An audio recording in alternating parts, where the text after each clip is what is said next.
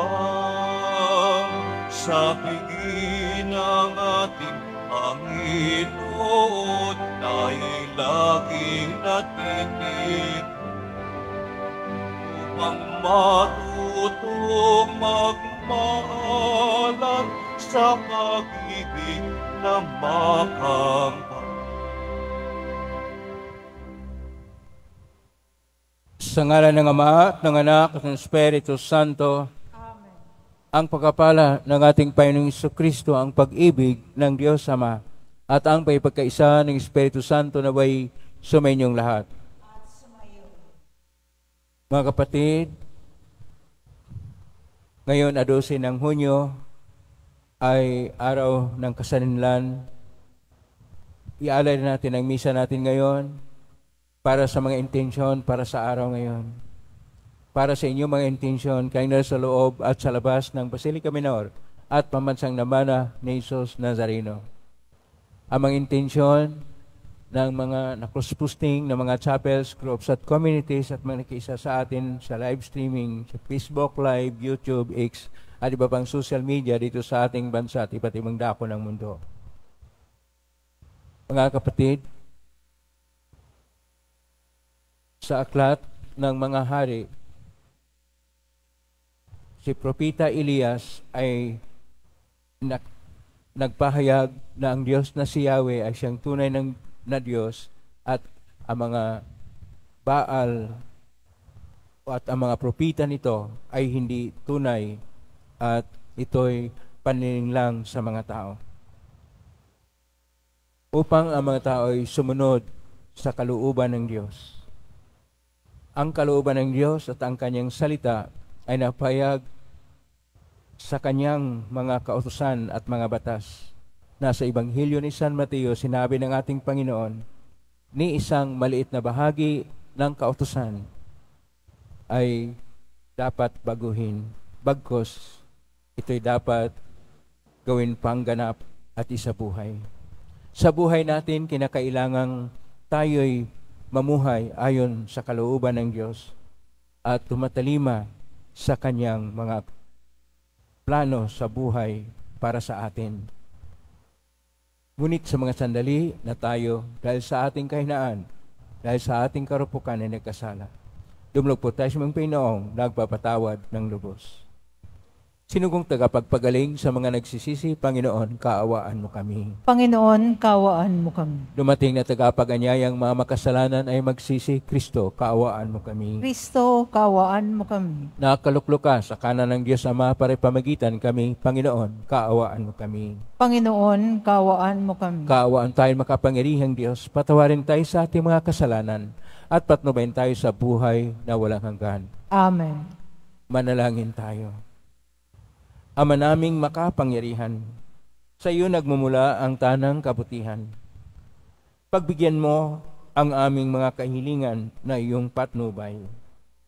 Ang iyong mga kinalugdan ay aming mapag-isipan, at sa iyong pag-akay, ang mga ito ay aming magampanan. Sa pamamagitan ni Kristo kasama ng Espiritu Santo, magpa sa walang hanggan. Amen. Magsiupo po ang lahat. Pagbasa mula sa unang aklat ng mga hari. Noong mga araw na iyon, tinipon ni Akab sa bundok ng Carmelo ang buong bayang Israel at ang kanyang mga propeta. Lumapit si Elias at sinabi sa bayan, "Hanggang kailan pa kayo mag-aalinlangan? Kung ang Panginoon ang tunay na Diyos, siya ang sundin ninyo. At kung si Baal naman, kay Baal kayo maglingkod." Hindi umimik ang bayan. Muling nagsalita si Elias, "Ako na lamang ang natitira sa mga propeta ng Panginoon. Samantala, may 450 ang mga propeta ni Baal. Bigyan ninyo kami ng 2 toro. Pumili sila ng isa, katayin at ipatong sa ibabaw ng kahoy na sinalansan, ngunit hindi sisindihan. Ihahanda ko rin ang ikalawa sa ibabaw ng kahoy na sinalansan, at hindi ko rin sisindihan. Tawagin ninyo ang inyong Diyos, at tatawagin ko naman ang Panginoon. Ang tumugon sa pamamagitan ng apoy, iyon ang tunay na Diyos. At sumagot ang bayan, sang-ayon kami. Sa gayon, sinabi ni Elias sa mga propeta ni Baal, sapagkat kayo ang marami, pumili na kayo ng isang toro at ihanda na ninyo. Pagkatapos, tawagin ninyo ang inyong Diyos, ngunit huwag kayong magpaparikit ng apoy. Kinuha nga nila ang mga toro at inihandog. Mula sa umaga hanggang tanghali, tinawagan nila si Baal. Baal, Baal, pakinggan mo kami, sigaw nila. Samantalang pasayaw-sayaw sa paligid ng dambana, ngunit walang sumasagot. Nang katanghalian ay nilibak na sila ni Elias. Wika niya, lakasan pa ninyo. Alam naman ninyo ang inyong Diyos. Baka may ginagawa o may pinuntahan, o baka naman natutulog, kaya't kailangang gisingin. Lalo nga nilang nilakas ang kanilang sigaw. Sinugatan ang sarili sa pamamagitan ng sibat at tabak, tulad ng kanilang kinaugalian, hanggang sa sila'y maligo sa dugo. Lumampas ang tanghali at oras ng paghahandog ng hain, ngunit wala pa ring tugon ang kahit ano.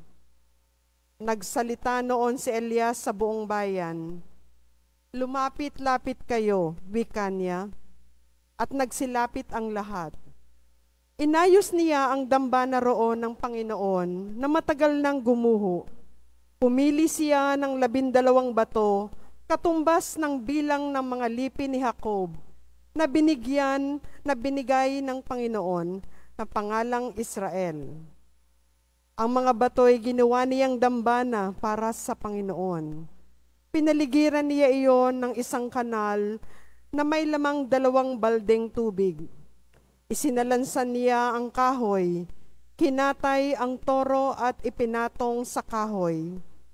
Pagkatapos nag-utos siya, kumuha kayo ng 4 na bangang tubig at hibuhos sa handog at sa kahoy. Gayon nga ang ginawa nila. Busan pa ninyo, sabi ni Elias, at binusan nila. Minsan pa, utos ni Elias, makaikatlo nga nilang binusan ang handog, hanggang sa umagos ang tubig sa paligid ng dambana at umapaw sa kanal. Nang ikatlo na ng hapon, nang siyang oras ng paghahandog, tumayo si Elias sa harap ng dambana at nanalangin. Panginoon, Diyos ni na Abraham, Isaac at Jacob, patunayan po ninyo ngayon na talagang kayo ang Diyos ng Israel at ako ay inyong lingkod. At ginawa ko ang lahat ng ito pagkat ito ay inyong utos. Dinggin ninyo ako, Panginoon, upang matalastas ng bayan na ito na kayo lamang ang Diyos at sila'y inyong pinapagbabalik loob.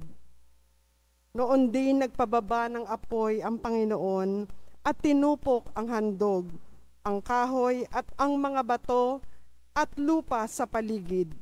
Pati ang tubig sa kanal ay natuyo. Pagkakita sa nangyari, nagpatira pa ang buong bayan at sumigaw, ang Panginoon ang Diyos, ang Panginoon ang Diyos. Ang salita ng Diyos. Salamat sa Diyos. Diyos ko, ang aking dalangin, ako'y iyong tangkilikin. Diyos ko, ang aking dalangin, ako'y iyong tangkilikin. O Diyos, ako'y ingatan mo, ingatan ang iyong lingkod. Ang hangad ko ay maligtas, kaya sa iyo ako dumudulog. Ika'y aking Panginoon, ang wika ko sa aking Diyos. Kabutihang tinatanggap ko ay ikaw ang nagkaloob. Diyos ko, ang aking dalangin, ako iyong tangkilikin. Silang bumaling sa ibang Diyos, suliranin abot-abot. Sa pagsambang gawin nila, ako ay hindi lalahok. Diyos ko, ang aking dalangin, ako iyong tangkilikin. Ikaw lamang, o poon ko, ang lahat sa aking buhay. Ako'y iyong tinutugon sa lahat kong kailangan. Nababatid ko na siya'y kasama ko oras-oras. Sa piling niya'y kailanman hindi ako matitinag. Diyos ko, ang aking dalangin, ako'y iyong tangkilikin. Ituturo mo ang landas na buhay ang aking hantungan. Sa piling mo'y madarama ang lubos na kagalakan. Ang tulong mo'y nagdudulot ng ligayang walang hanggan.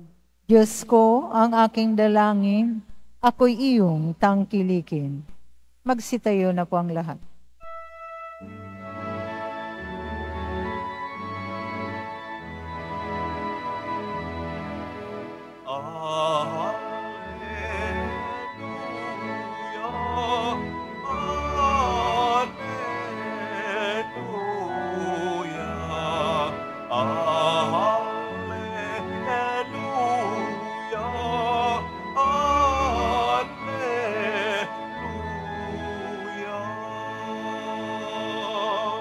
Panginoon, ituro mo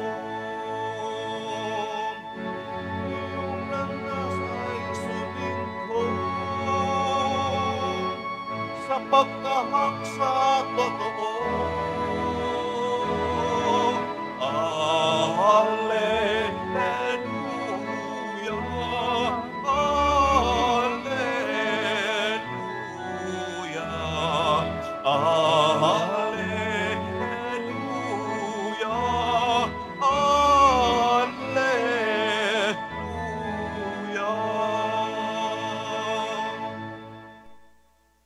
Sumainyo ang Panginoon. At sumayo rin. Ang mabuting balita ng Panginoon ayon kay San Mateo. Papuri sa iyo, Panginoon.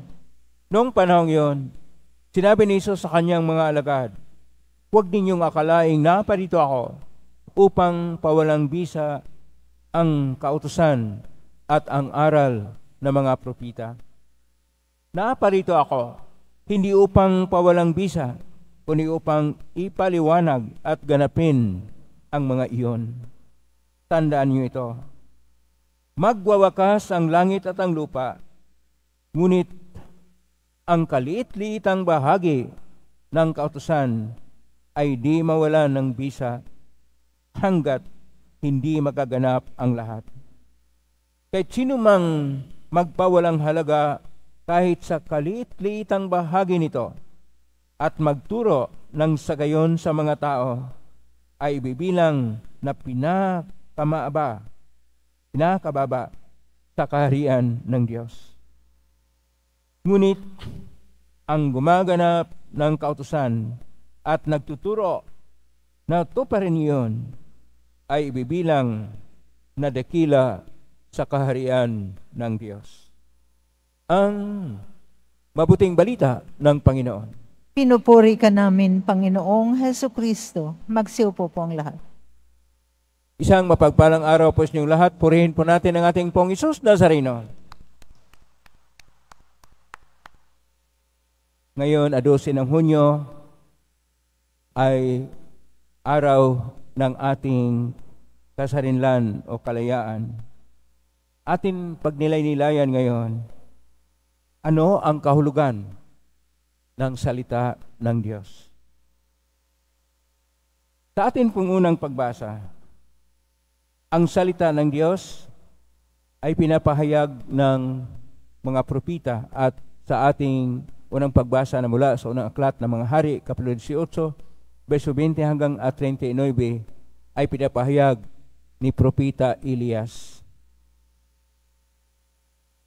Ang background nito ay si Haring Akab at ang kanyang asawa na si Jezebel ay hindi na naniwala sa Panginoong Diyos na si Yahweh, at nagkaroon na sila ng tinatawag na Diyos-Diyosang Baal.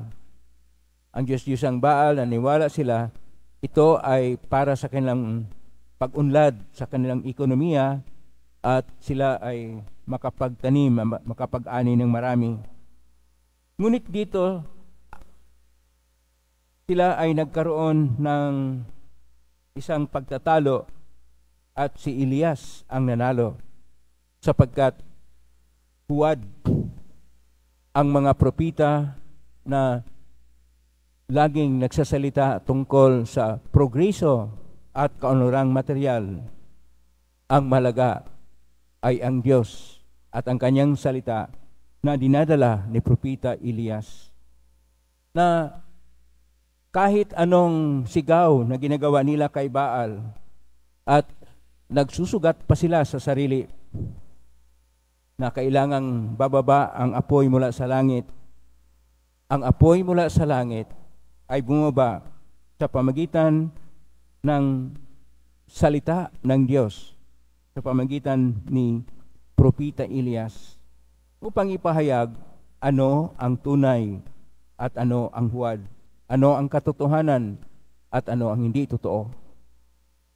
Ang salita ng Diyos o Dabar Yahweh na sa Hebreo ay Logos Lotio o Verbum Dei sa Latin, sa atin salita ng Diyos, ay pinapahayag sa tatlong tradisyon. Tradisyon ng mga na tinatawag tradisyon ng mga kautusan na Torah. Ito yung dapat sundin. At sa aklat ng Exodus Kapitulo 20 at Deuteronomio Kapitulo 5, naroon ang 10 utos.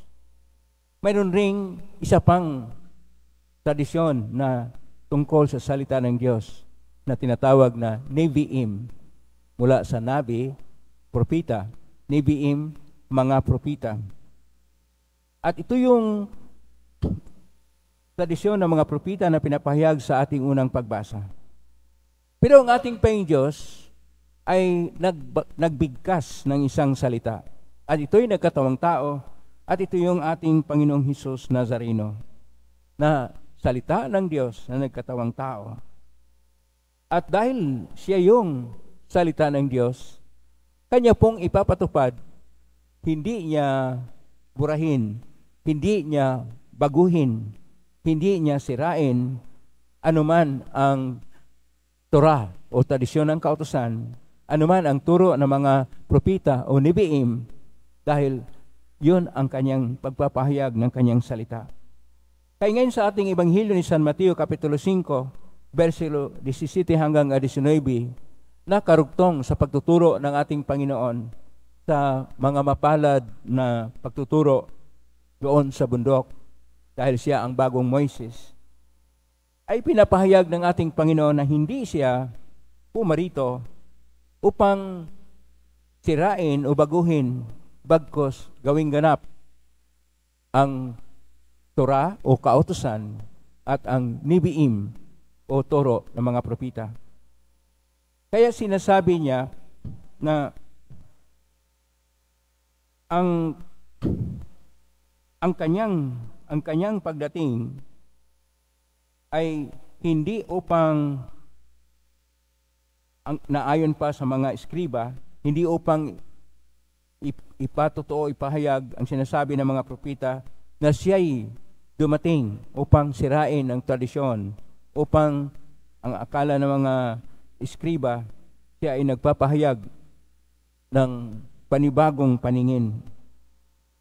Kaya sinasabi nga ng ating Panginoong Hesus sa Ebanghelyo nga ni San Mateo, Kapitulo 5, versikulo 17, sinasabi niya na Propi elten katalisay Allah Pluralisay, ibig sabihin lalo pang gawing ganap. At ito yung sinasabi ng ating Panginoon, ang pagpaganap. Dahil ang Panginoong Diyos, siya naman ay Diyos ng totoo. O sa ayon pa kay propita Jeremias, Kapitulo 10, versikulo 10, ang Diyos ay totoo o emet.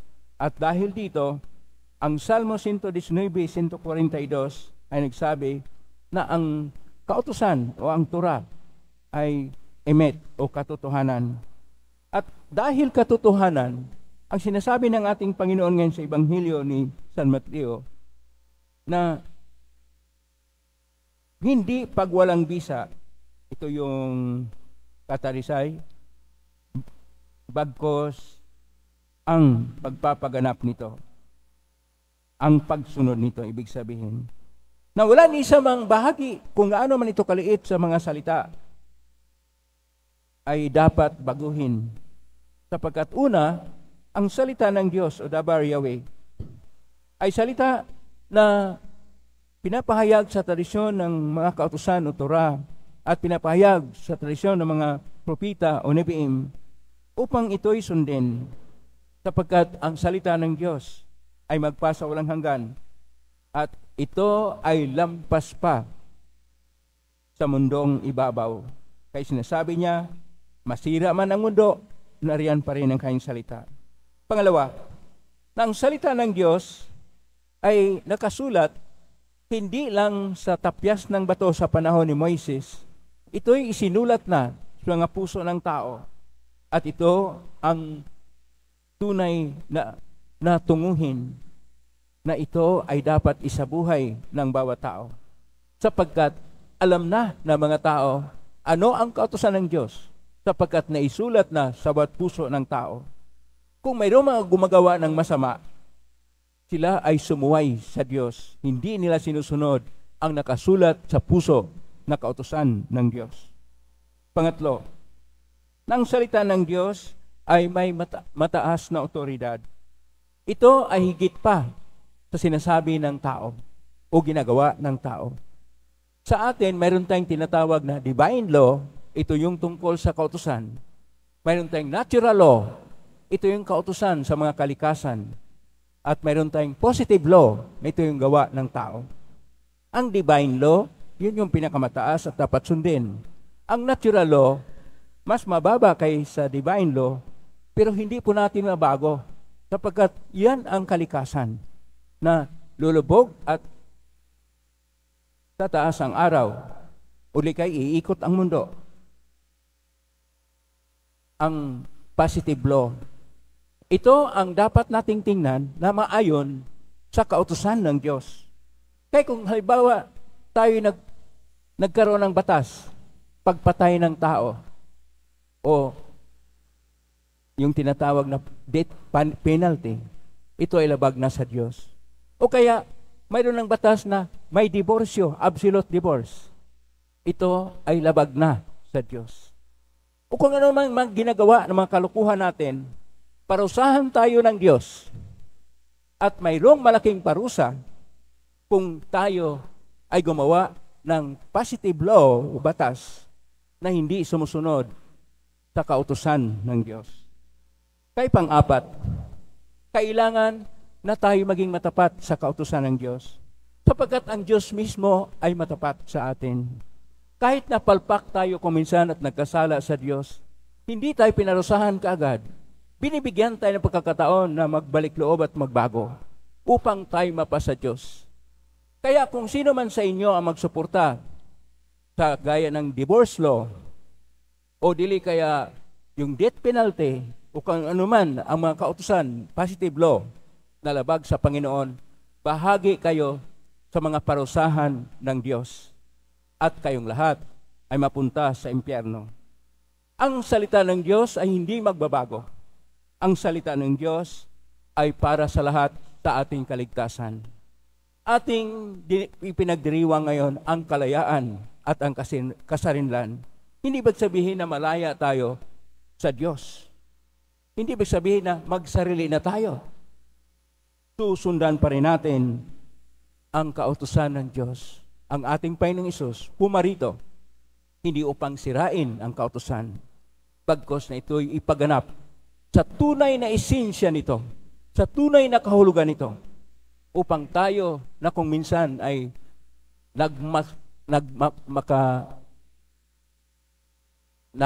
napakahambog na o nagmamataas na sa sarili, ay nakalimot na sa kabutihang loob ng Diyos, ay mabigyan ng babala na hindi natin sundin, ayaw nating sundin ang mga kautusan na labag sa kautusan ng Diyos. Ayaw nating sundin ang mga batas kapag ito'y labag sa kautusan ng Diyos. Pakisabi sa katabi mo, sundin mo ang Diyos. Sundin natin ang Diyos. Huwag ang ating kung anumang mga iniisip nating mga pagsisira sa kautusan ng Diyos. Dahil kapag ito'y ating sundin, ang ginagawa natin mga positive law, gaya ng divorce law, parusahan ang mga tao sa Diyos. Kailangan natin isabuhay ang kautusan ng Diyos. Amen? Purihin natin ang Diyos. Magsitayo na po ang lahat.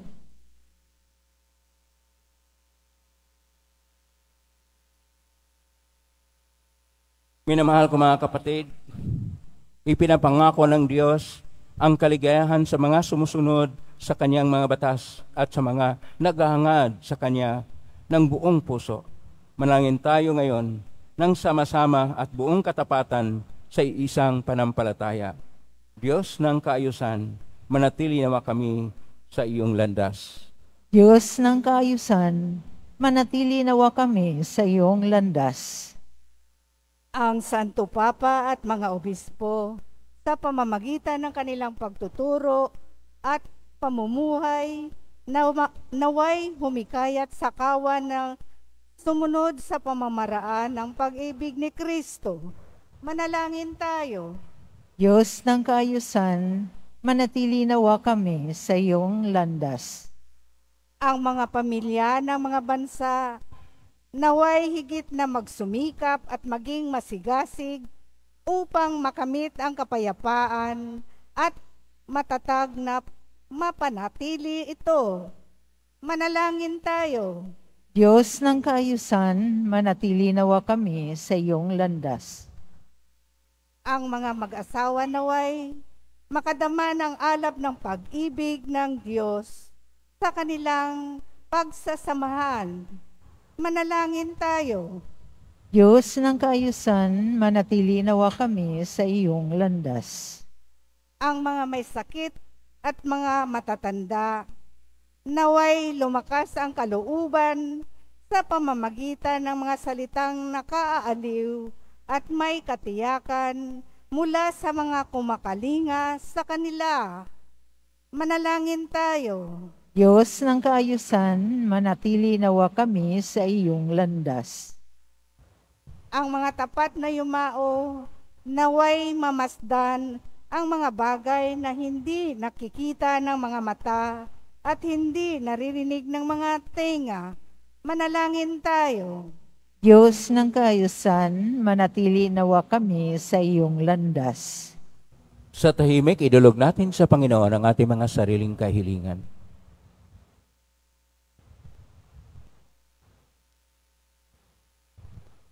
Makapangyarihan at walang hanggang Ama, naway liwanagan ng iyong batas ng pag-ibig ang aming buhay at malagiin mo kaming nasa matuwid na landas patungo sa iyong kaharian.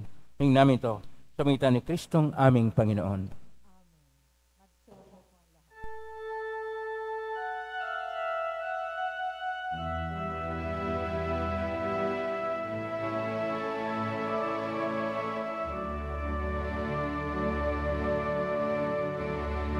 Salamat sa aking Panginoong Hesus. Ako'y inibig mo at inakil mo ang tanging alay ko sa'yo, aking Ama, ay buong buhay ko, puso at kaluluwa. Di makaya na maipagkaloob, mamahaling hiyas, iligintong dinupog ang aking dalangin. O Diyos ay tagakin, ang tanging alay ko, naway gamitin. Ito lang ang Ama, wala nang iba pa, ako piniling. Magsitayo na po ang lahat. Manalangin kayo kapatid upang paghahain natin ay kalugdan ng Diyos Amang makapangyarihan. Tanggapin nawa ng Panginoon itong paghahain sa iyong mga kamay, sa kaburihan niya at karangalan sa ating kapakinabangan at sa buong sambayanan niyang banal.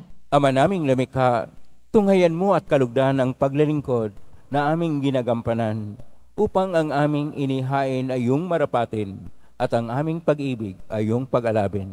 Sa pangitan ni Kristo kasama ng Espiritu Santo, magpa sa walang hanggan. Amen. Sumainyo ang Panginoon. At sumayo rin. Itaas sa Diyos ang inyong puso at diwa. Itinaas na namin sa Panginoon. Pasalamatan natin ang Panginoong ating Diyos. Marapat na siya ay pasalamatan. Ama naming kapangyarihan, tunay nga marapat ni kay aming pasalamatan. Pinagbigyan mong ito'y aming maihayag kahit nito'y walang anumang may daragdag sa kadakilaang sa iyo ay likas. Sa pagpupuri namin ang nakikinabang ay kami ring iyong pinakihirapan sa pangitan ng anak namin na mahal. Kay kisa namang heli si awit ng papuri sa pay sa kalangitan, kami nagbubunyi sa kadakilaan. Santo. Santo, Santo, Santo, Panginoong Diyos ng mga hukbo, napupuno ang langit at lupa ng kadakilaan mo, o sana sa kaitaasan. Pinagpalang na paririto sa ngalan ng Panginoon, o sana sa kaitaasan. Magsiluhod po ang lahat. Ama naming banal, ikaw ang bukal ng tanang kabanalan, kay sumitan ng Espiritu ng banal, makalob na ito pang para sa aming maging katawan at dugo ng aming Panginoong Kristo. Bago niya pinagtiisang kusang loob na maging handog, hinawakan niya ang tinapay, pinasalamatan kanya, pinaghati-hati niya yon, iniabot sa kanyang malagad at sinabi, tanggapin ninyong lahat ito at kanin, ito ang aking katawan na ihandog para sa inyo.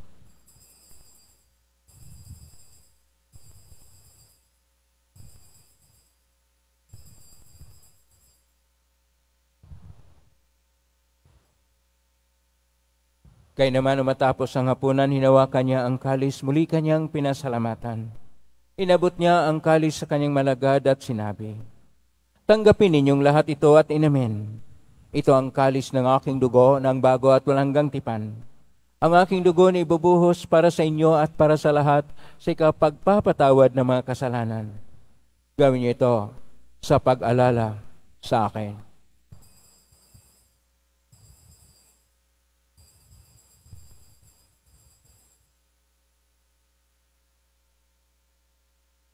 Magsitayo na po ang lahat.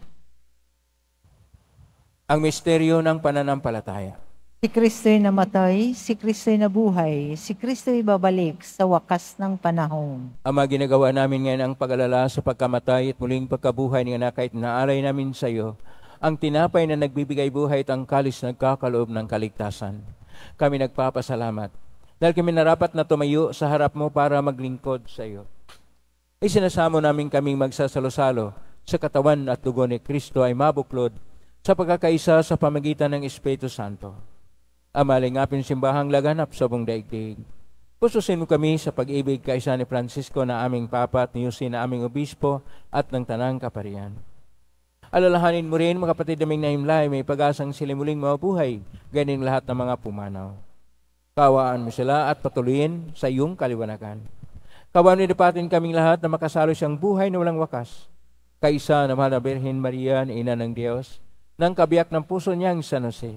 Kaisa ang mga apostol ni San Juan Bautista, ni San Roque, ni San Luis Ruiz de Manila, ni San Pedro Calungsod at ng lahat ng mga banal na namuhay dito sa daigdig ng kalugod-lugod sa iyo. May pagdiwang nawa namin ang pagpupuri si karangal mo sa pangitan ng anak na aming Panginoong Hesukristo.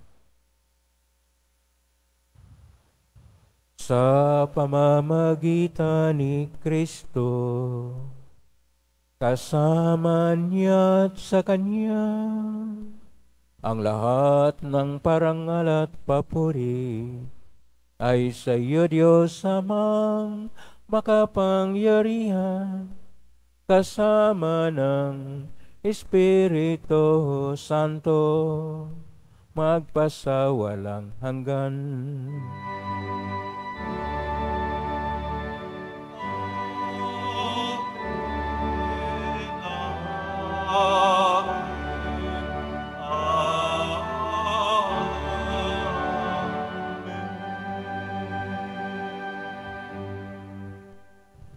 Sa tagubilin na galing na utos sa turo ni Jesus na Panginoon natin at Diyos, ipahayag natin ng lakas loob. Ama na,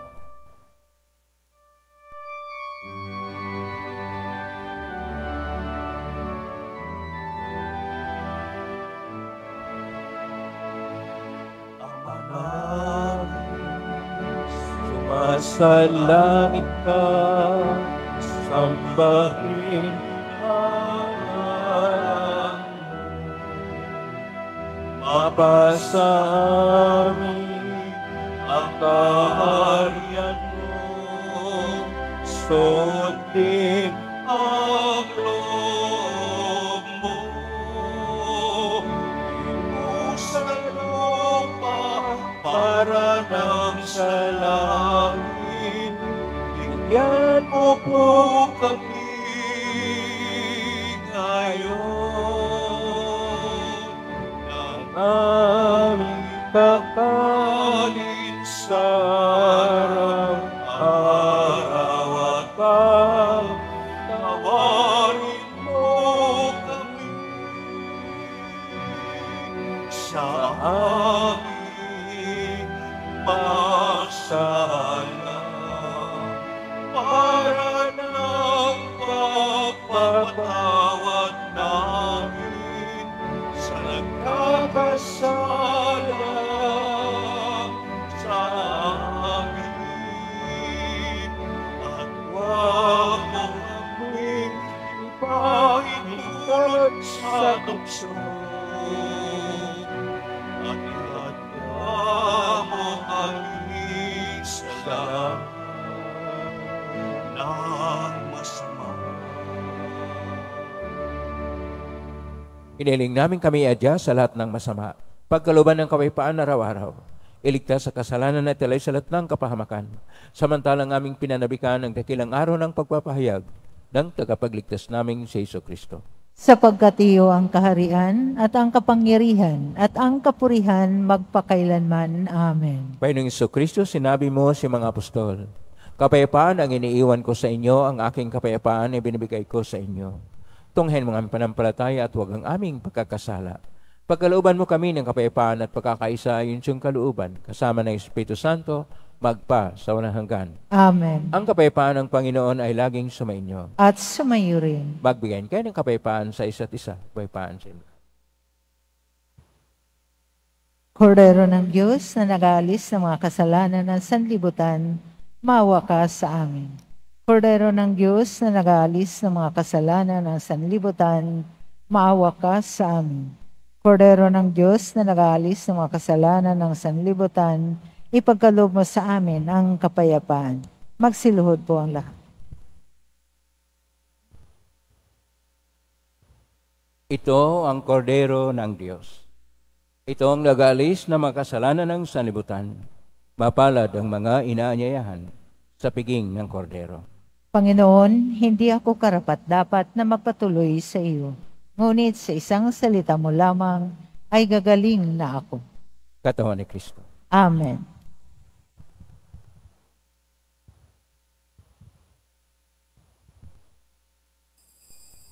Para sa lahat ng tatanggap ng banal na komunyon, sasagot po tayo ng Amen. Pagkasabi ng pariyo ng lay minister ng katawan ni Kristo, at isubo agad sa bibig bago malis sa harapan ng pariyo ng lay minister. Sumunod po tayo.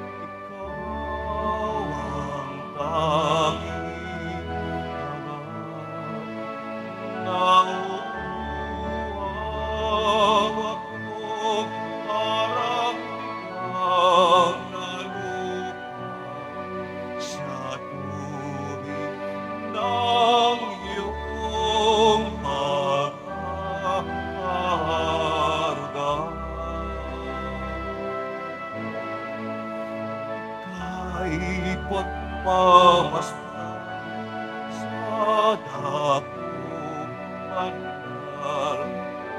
Makita ko ang iyong pag-aral, dadalangin akong nakataas ang aking kamay, nagagalak na awit ng papuri ialay. Ngunit ako, ikaw, habang nahimlay, pagkat ang turong mo sa tuwina'y naglay sa dilim ng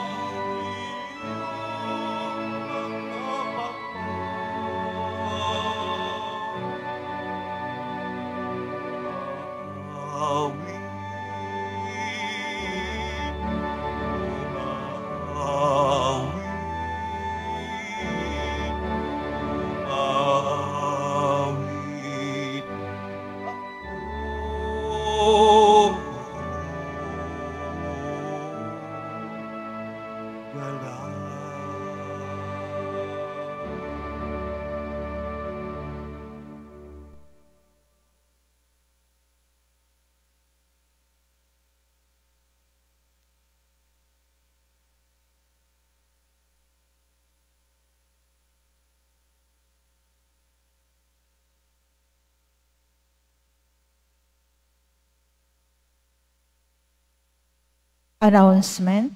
Mabibili pa rin po ang ating opisyal na imahe ni Jesus Nazareno.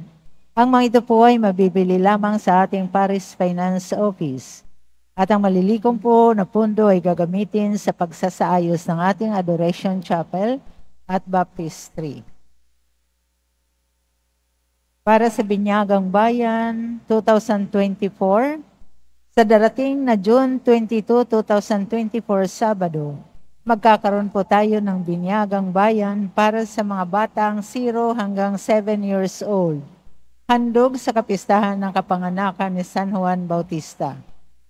Sa mga nagnanais, maaari kayong pumunta sa Records Office ng parokya na matatagpuan sa ground floor ng Cardinal Sin Building mula alas 8 ng umaga hanggang alas 5 ng hapon. Para sa mga katanungan at detalye, maaari kayong mag-message o pumunta sa FB page ng parokya. Ang huling pagpapatala o pagpapalista ay sa June 18, 2024, Martes.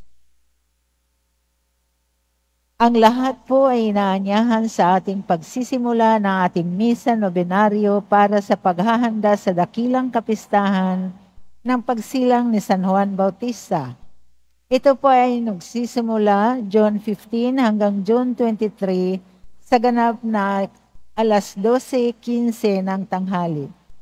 Ang simula ng pagdarasal ng nobena ay sa ganap na ika 11:45 ng umaga.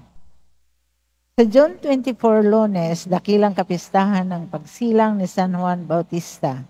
Ang oras ng ating mga misa sa araw na iyon ay katulad ng linggo at ang ating Fiesta Mass ay sa ganap na ika-12:15 ng tanghali na pamumunuan ng kanyang kabunyan Jose Cardinal Advencula, Arsobispo ng Maynila.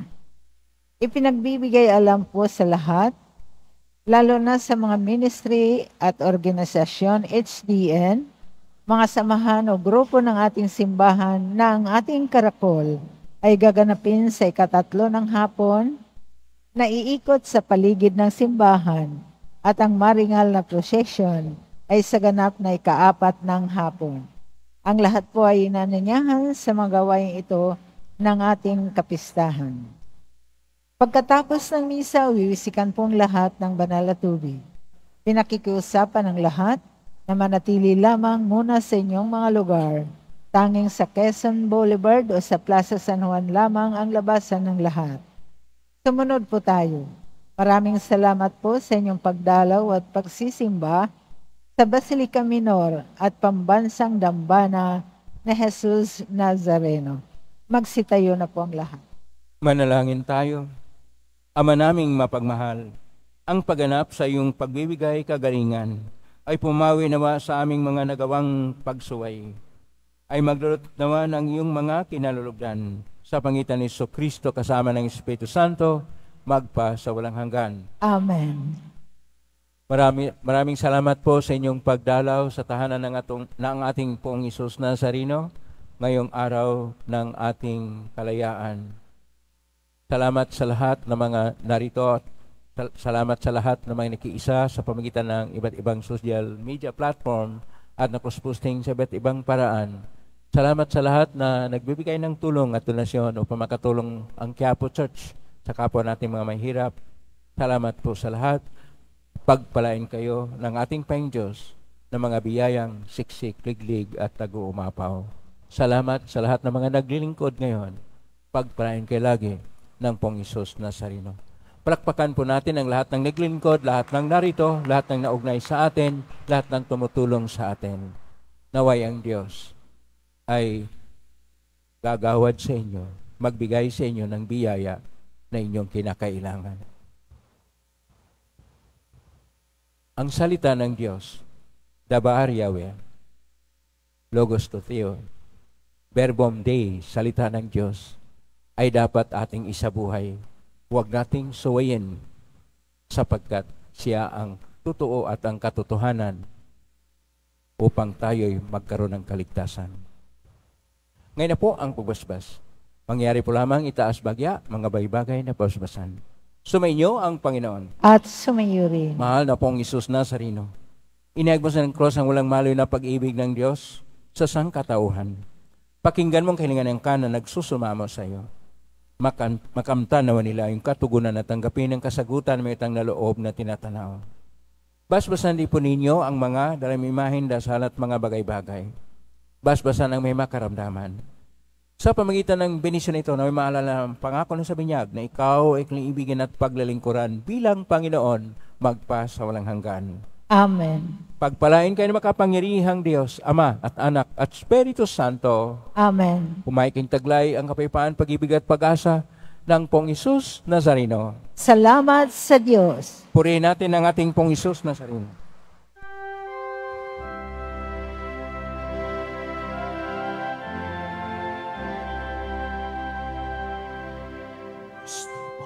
Padre Jesus Nazareno, sinasamba ka namin,